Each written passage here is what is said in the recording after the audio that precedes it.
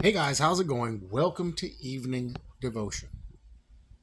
Tonight we're going to be reading out of Joshua 1:7. Only be thou strong and very courageous. Only be strong and very courageous, that you may observe to do according to all the law which Moses my servant commanded you. Do not turn from it to the right hand or to the left, that you may prosper wherever you go. Let's get some context. We're going to start in verse 1. God commissions Joshua. After the death of Moses, the servant of the Lord, it came to pass that the Lord spoke to Joshua, the son of Nun, Moses' assistant, saying, Moses, my servant, is dead. Now, therefore, arise, go over this Jordan, you and all this people, to the land which I am giving to them, the children of Israel. So this would be after the 40 years they wandered around out there. Every place that the sole of your foot will tread upon, I have given you, as I said to Moses. From the wilderness and this Lebanon, so he's giving you the boundaries, as far as the great river, the river Euphrates, that's way over in Iraq, all the land of the Hittites, and to the great sea, toward the going down of the sun shall be your territory. He's giving you the boundaries of Israel. Go look at a map. Look how much bigger it was back then than what it is now. Just wait. They're going to get that back. I've tried to figure out if because New Jerusalem obviously is going to set down there somewhere. If New Jerusalem is 1,500 miles across one side, where are you going to have enough room to put that down in Israel? Well, just move over to the east a little bit, and there's plenty of room. It'll cover a big chunk of Iraq over there, because that's all flat desert out there. So great place. Of course, it won't be a desert at that time, but plenty of room to set a 1,500-mile square city down on. And that's all their territory anyway. It's funny because I've been there. No man shall be able to stand before you all the days of your life. As I was with Moses, so I will be with you. I will not leave you nor forsake you.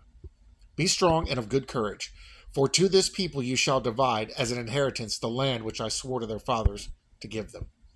Only be strong and very courageous, that you may observe to do according to all the law which Moses my servant commanded you. Do not turn from it to the right hand or to the left, that you may prosper wherever you go. This book of the law shall not depart from your mouth, but you shall meditate in it day and night, that you may observe to do according to all that is written in it. For then you will make your way prosperous, and then you will have good success. Have I not commanded you? Be strong and of good courage. Do not be afraid, nor be dismayed, for the Lord your God is with you wherever you go. How much more would that apply to us now? Quite a bit, actually. Be courageous. Take the word. Move forward in truth. Real simple. How many people do that? Because they're scared. They're scared of the word. They're scared to stand in the face of other people and the nonsense that they spout and the hatred. Hold on just a second. Okay, sorry about that. I had to get some nasal spray. My nose stopped up.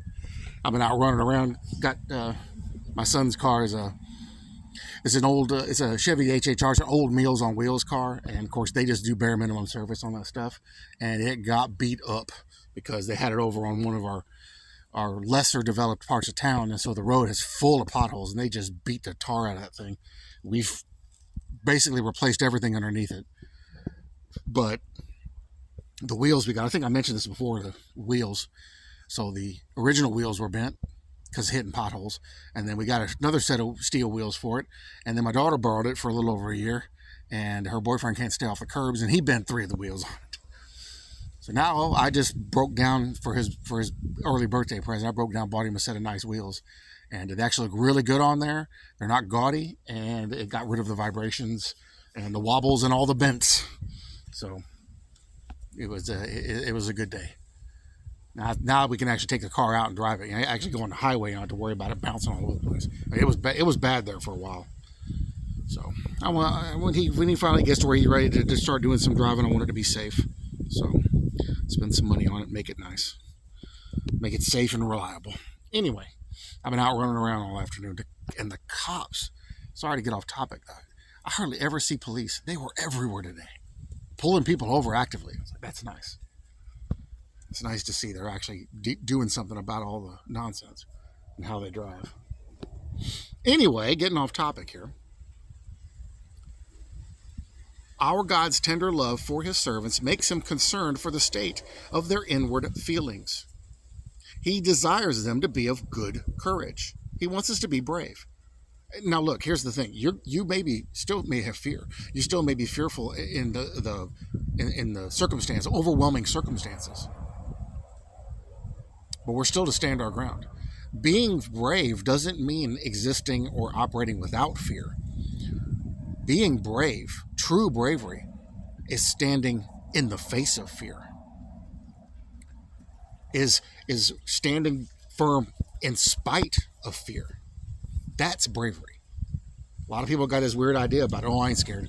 No, best thing to do is say, yeah, I'm terrified, but I'm not giving in. I'm standing my ground no matter what. Oh, the bushes caught it. Gotta go get it. So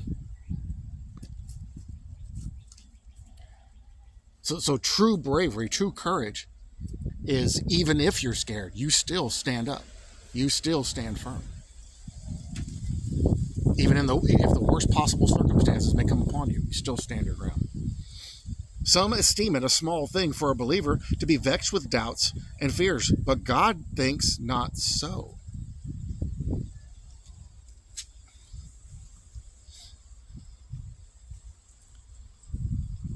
From this text, it is plain that our Master would not have us entangled with fears. Now, is it normal to fear? Yep, totally normal. Does he want the kind of fear that causes us to not do things or stand up? Or does he want us to have the kind of fear that we can overcome and push aside no matter what? You guys playing? Go out there and play. You got room out there.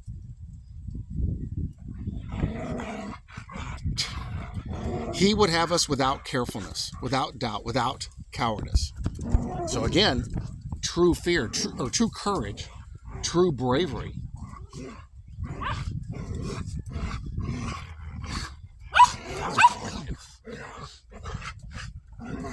Wish I'll go on the other side of the yard. So true bravery, true courage isn't operating without fear. It's doing these things in spite of it. So cowardice would be having fear. Would you guys go play over there? Would be having fear and running away. That's cowardice. Courage is having fear and standing no matter what. The cool air feel good? Got you all rowdy? Go back over that part of the yard and go play. Our Master does not think so lightly of our unbelief as we do. So what courage is he wanting us to have? The courage of the word and knowing it's the truth. When we are desponding, we are subject to a grievous malady, not to be trifled with. It turns into unbelief and can become sin. Now here's the thing. It's one thing to not believe or to have doubts about things. It's another thing for it to be into complete unbelief and turn into sin. It's not to be trifled with, but be carried at once to the beloved physician. Our Lord loveth not to see our countenance sad. He wants us to be happy. He wants us to see us glad and joyful. Are you going to be like that all the time? No. But you can have it in your heart. It can be inexpressible. Yet you can still, be a certain way out externally. It was a law of Ahasuerus that no one should come into the king's court dressed in mourning. This is not the law of the King of Kings. For we may come mourning as we are, but still he would have us put off the spirit of heaviness and put on the garment of praise. For there is much reason to rejoice. And so what would this look like? You got something going on, something's weighing on you, something's hurting. Get up, go to the throne, take it to the Lord, and lay it all down, and then stand up. Lord, here's your promises you said concerning this stuff. I pray you keep them concerning me. I'm going to stand. I'm going to trust you. I'm going to have courage and go, you know what? This is what he said. I'm going to take him at his word. I'm going to believe him. Why are you limping on that foot? Is that foot hurting? Hey, what you doing, buddy? Come on.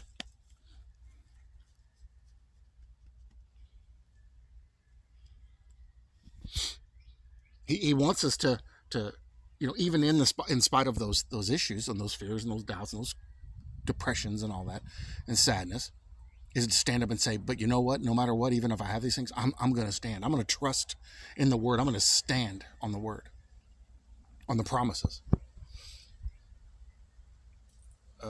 Goes morning, heaviness, praise, for there is so much reason to rejoice. The Christian man ought to be of a courageous spirit, in order that he may glorify the Lord by enduring trials in a heroic manner.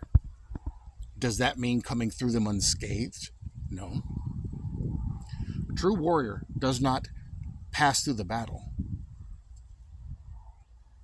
and come out in victory unmarked and unscathed. A true warrior will be covered in battle scars.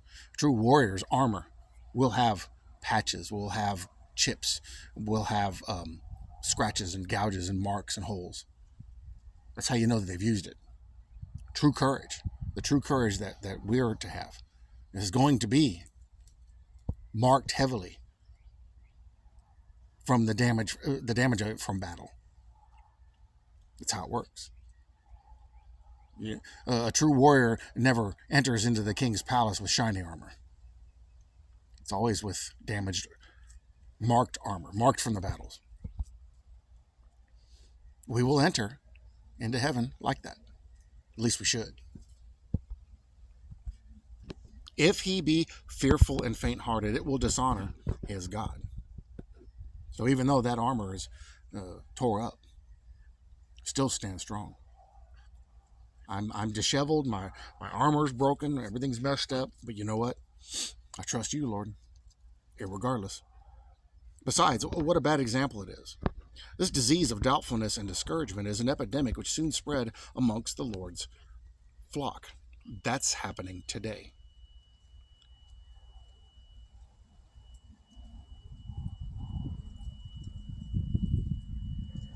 What is that?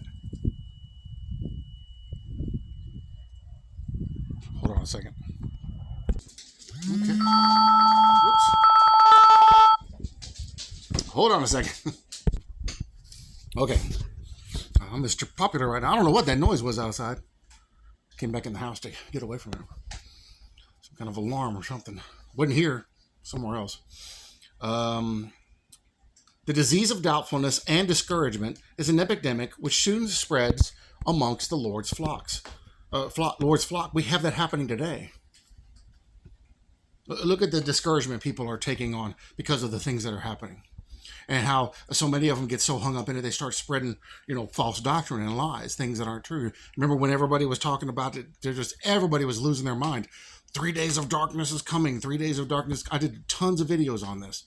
I even showed you that what they were telling us to do, it actually aligned with witchcraft, and it wasn't biblical at all.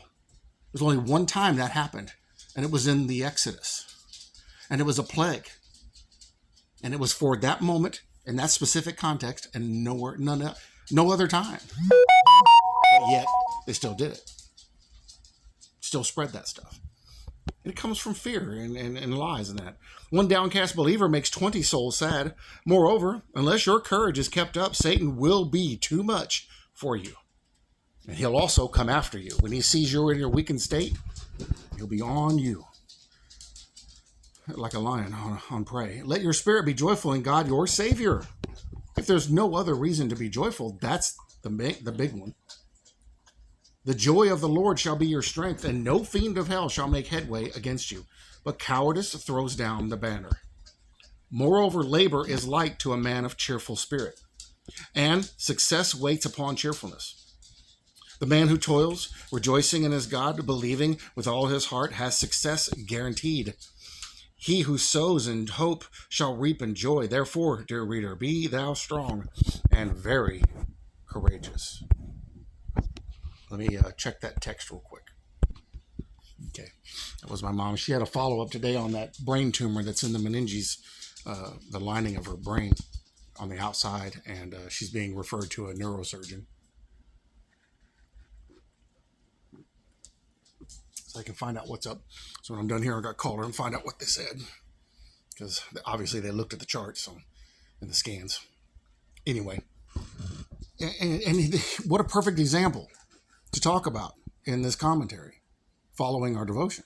What a great example of not fearing. You know, it can be easy. I lost my mother-in-law and my dad a month and a week from each other 2 summers ago. We're coming up on that anniversary of 2 summers ago of that happening. You know, my best friend Steve died before that, drank himself to death, died on the floor of his house. He was younger than me. And a bunch of other people in the family in other places, up Missouri and somewhere else. Elaine was telling me about it. Extended family in that. All of a sudden getting all these terrible diagnoses. You know, it can be easy to get into fear. Especially with the health issues that I have. But you know what? I'm at the point in my life, I don't care. If the Lord sees fit to take me home, by disease, by injury, by whatever means, is that not a victory? Is that not a win? I get to go be with him. Why should I fear if others are suffering? That's a great opportunity to share the gospel and to show them what true courage is. And you got all these issues going on. How are you so lighthearted? How are you in such a good mood? Because Jesus Christ is my strength. I actually had the opportunity to tell one of my doctors that. And they kind of looked at me funny and gave me a little smile. And I said, I'm just saying. Because there's no other, cause for this. There's no other explanation. It's him. My faith in him helping me and being my strength, that's the reason. How in the condition that I'm in, that would put most people on their back, and they wouldn't give up, and they would want every pain pill they could get. I don't take any. Every time I talk to a new doctor, a different doctor in some office, they ask me, what kind of pain, how are you managing your pain? I said, I'm not. You're not taking anything? Nope, because everything they gave me didn't work. Just took the edge off, and that's it. And I'm not going to kill my liver or my stomach just to try to stop a little tiny bit of pain. If it takes it all away, well, maybe we can consider it. But even then, I might not. And so having these issues and having them for so long and walking in this, and people that I know actually seeing me struggle and suffer, yet I still stand up. I'm still, motivated. I'm still in a good mood and encouraging to others and all that, is an example to them of Christ in me. Look at that stuff. I'm worried about this little pain that I have here. But look at this. This guy, he's got way more, I got carpal tunnel in this wrist. Yeah, I got it in both wrists, plus the line of nerve bundle that goes up the back of my arm. The lining is swelled up, but they can't do anything about it. And so if I go put my hand one way, it hurts, and the other way it hurts. It doesn't matter what it is. I don't have my grip anymore. I'm at muscle failure constantly. It doesn't matter what I do. I'm within a few minutes, I'm exhausted. And I can't hardly do anything. I get tired at the drop of a hat. I can't be out in the sun anymore. And yet I'm out there doing those things that need to be done. Just taking precautions. I like to wear fishing shirts when I'm outside because they're long sleeve and they have UV blockers in them. And they're comfortable. And if you sweat, when the air hits them, it's literally like standing in an air conditioner because it evaporates that sweat and it cools you off really quick. Works great. I'm trying to get everybody else to do it. And tell them you'll be glad you did. It really does make a difference. And I move at my own pace. What's funny is that I'm even slowed down, and yet I'm still able to outpace everyone else.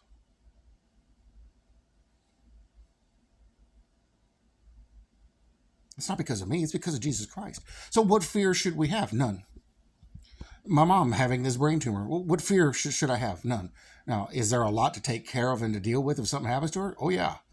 And it does bother me. It worries me. We've got so much. I haven't even finished going through my dad and my mother-in-law stuff yet.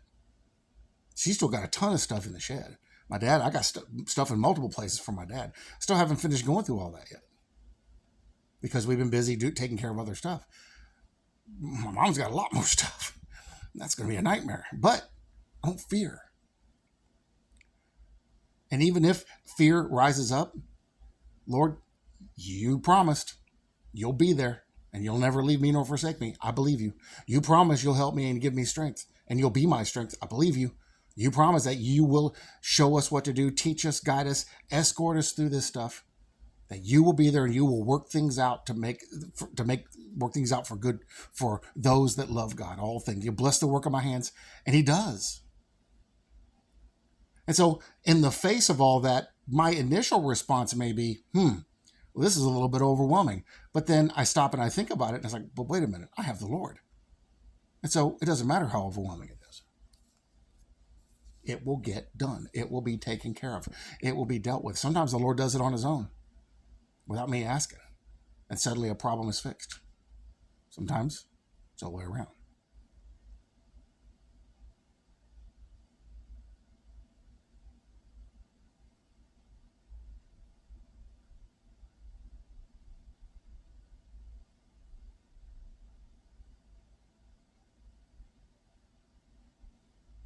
So don't let fear, don't let doubt, don't let what you see and what you hear, like all this UFO nonsense that they're coming out with, craziness, all this other stuff they're talking about, the cashless society and you'll own nothing and be happy, and all this stuff that they're talking about. Don't let that stuff cause you to doubt and fear. People are losing their minds over this stuff. They're freaking out. They can't control themselves. Don't be that way. Control yourself. I saw something glorious today. So last year, maybe, they redid, well, actually, I think it was 2 years ago, they redid Highway 90 up here just outside of Seguin and turned it into a 3-lane. So it has a turn lane in the middle, all the way out there till you get way out to Highway 1117. And then it goes down to normal 2 lanes with big shoulder because it's straight shot all the way out to Belmont and then all the way out to Gonzales. And so you don't need that turn lane. But along that one stretch by the airfield and all that, there's a lot of businesses. So they put to make it safer. People have gotten into a bad habit. You're doing 55, 57, 58. They got into a bad habit because that turn lane is not for passing. It's a solid yellow line. Traffic laws say you're not supposed to cross that. And they pass there. And they'll do 70 down that road, no problem. See, they forget real quick that when they did this on 123 going south to Stockdale, okay, we need to raise the speed limit up. They did. Car accidents tripled in a few months. So they took it back down again. And then they went out there and they've redone all of that and they've made it wider and given passing sections so people can get around. It's still kind of a nightmare. I haven't been down there in years because I don't like driving down there because that section of road is bad. But be that as it may, people love to pass in that middle lane on 90 and speed past, even if you're doing the speed limit, even if you're going over the speed limit. And we always talk about, man, somebody's going to cause a wreck here. And there have been a couple. One of them, I don't even know how they did it because it's dead straight road with no obstructions. And somehow they T-boned somebody. It's like, how do you do this? They were on the other side of the road. How did you even accomplish it? Anyway. Well, I got to see one do it today right in front of me. Normal thing. I'm watching. All right, they pass safely. Good. They're away from me. I don't want to have to deal with no car accident. Guess who comes around the corner from the little hill right down the end where I'm getting close to my turn? Police officer. And he kicked them lights on. He turned around. He went back and got him, pulled him over. And good. They need to start giving tickets. And they've got speed traps set up all out here. There's a bunch of them out today. But that's good. That's encouraging. Seeing them out there doing their work, doing their job. And letting these people know that they can't be doing this stuff. It's encouraging to see that. It's encouraging to see justice being done. And that's one of the things we're going to get to see when the time comes, when the Lord comes back and we come back with him. To see justice. Justice done on the world. Justice done on those who have done evil. You get to witness things being set right. It can be really discouraging watching that stuff, watching people do that. And it's like, come on, y'all. You can't just do the speed limit. Set your cruise control. Nope.